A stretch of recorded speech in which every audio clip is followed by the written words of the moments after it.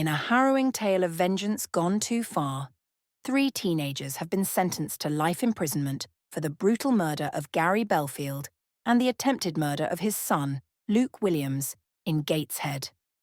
The crime took place in April at Belfield's home on Elliott Drive, Felling, where 18-year-old Leandro Lopez and 17-year-old Jordan Tams, under the orchestration of 15-year-old Creatia Beyoncé Stroud, carried out a vicious attack with knives and screwdrivers. The incident unfolded around 9 p.m. on April 27th when Lopez and Tams, their faces concealed, stormed into Belfield's residence, launching an unprovoked assault.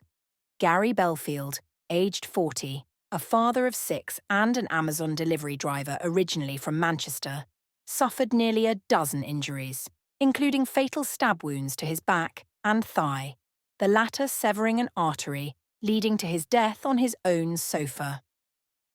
Luke Williams, in his 20s, was also repeatedly stabbed but managed to escape to a nearby garage where a mechanic provided emergency aid. On his way, he encountered Stroud, whom he believed he was on friendly terms with, only to see her in shock, presumably because he was still alive. The Newcastle Crown Court heard that the attack was motivated by Stroud's allegations that Williams had assaulted a relative of hers, marking the incident as an act of revenge. All 3 were convicted of murder and attempted murder, receiving sentences to be detained at His Majesty's pleasure, with Lopez and Tams required to serve a minimum of 26 years and Stroud 20 years before parole eligibility. In emotional statements, James Belfield, Gary's father, described the profound impact on their family, painting Gary as a hard-working and good man who moved to Tyneside for love. Luke Williams expressed his grief over the loss of his father, highlighting the shattered dream of a long, happy father-son relationship, and condemned the killers for their lack of remorse, noting their laughter during the trial.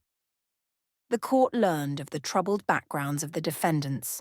Stroud had a history of abandonment and abuse, normalizing violence from a young age.